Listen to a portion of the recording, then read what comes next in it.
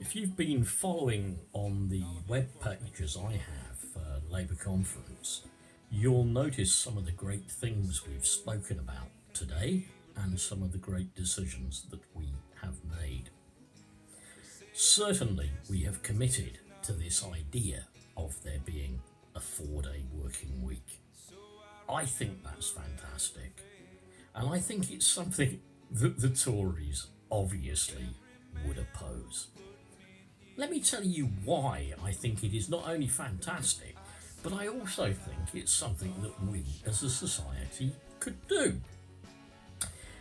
When I was in my 20s and in my teens, and possibly even earlier than that, possibly even when I was at school, we had these visions of mechanisation, machines, and maybe even then robots taking over jobs, obviously, that were dull, mundane, repetitive, required an awful lot of physical energy, and in some cases were even dangerous.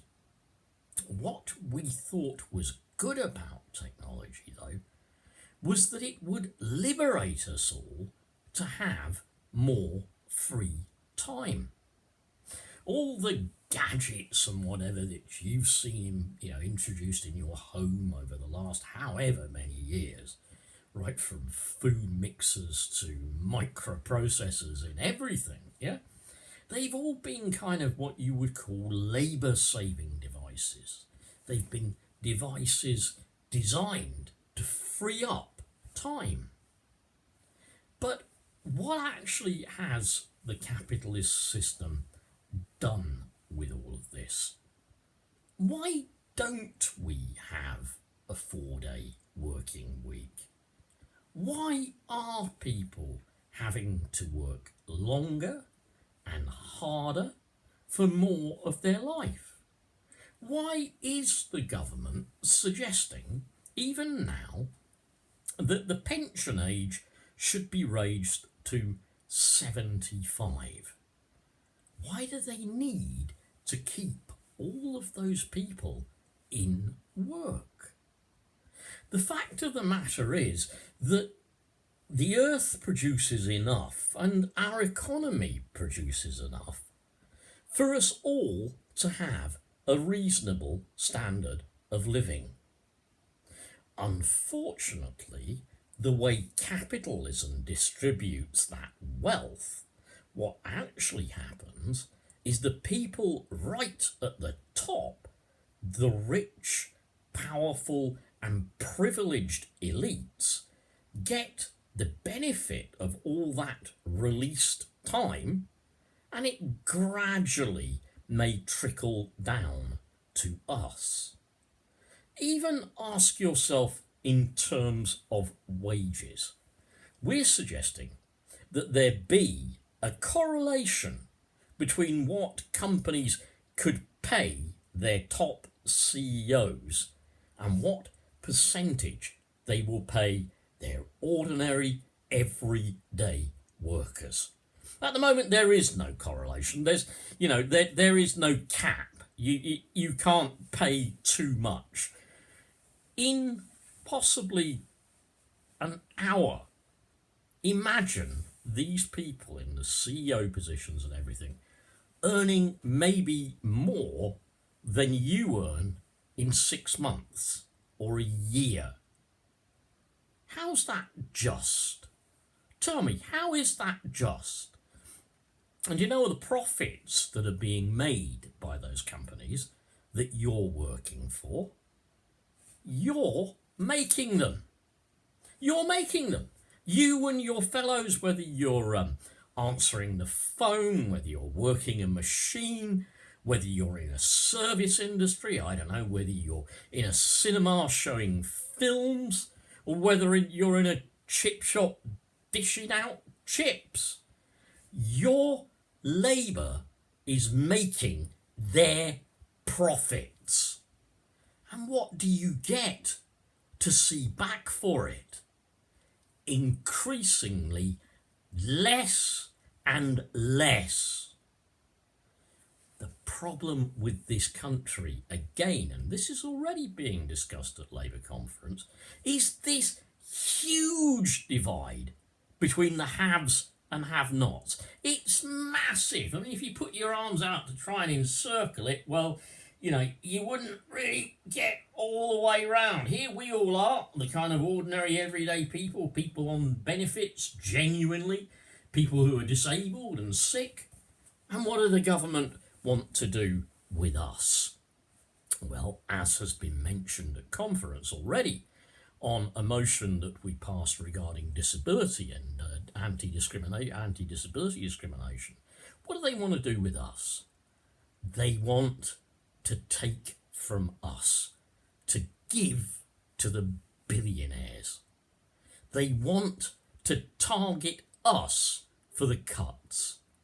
They don't even consider that those of us who are carers, although of course there is carers allowance, much of the care that we provide, it's unpaid. Yeah, sure, it is unpaid. It doesn't matter. We provide it anyway. But think about our contribution and think how little we are given for that. I would suggest to fully justify our roles and what we are doing for ordinary members of society, often including our partners like mine, I'd suggest a rise in these benefits. But no, it's not going to happen, is it? It shows you how little the Conservatives care for the weakest in our society, that their latest Minister for the Department of Work and Pensions, well, she has suggested that everybody, no matter whether they are sick, disabled, healthy or what, should do some form of work or work-related activity. In her words, the days of languishing on benefits have gone. None of us should be able to do that. We should be subject to sanction if we don't look 24/7 for a job, if we are not involved in work-related activity. Can I suggest, therefore, that there will be people laying on ventilators and being kept alive by machines in ICU units up and down the country? There will be people who have got locked-in syndrome and cannot communicate with anybody.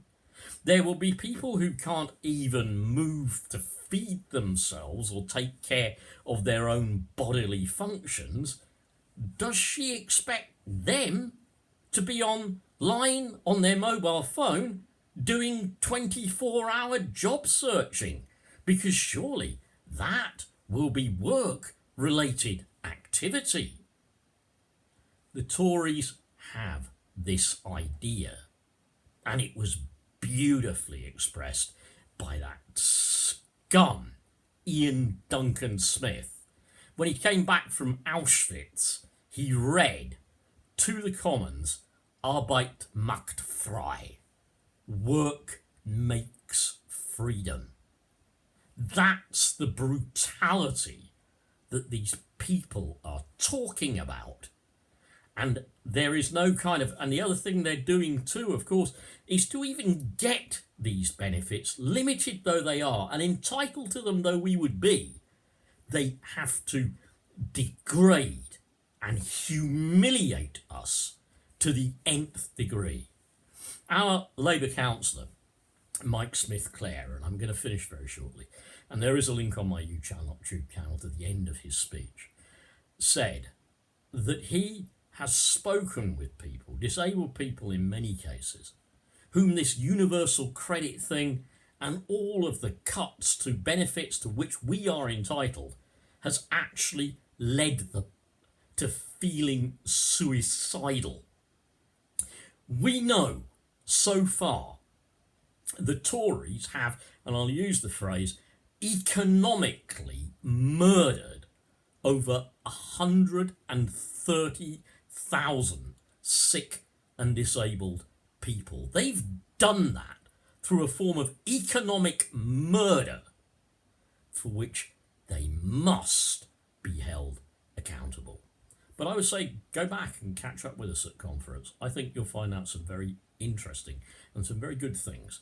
And ours is a society for everybody, not just the rich few and the elites.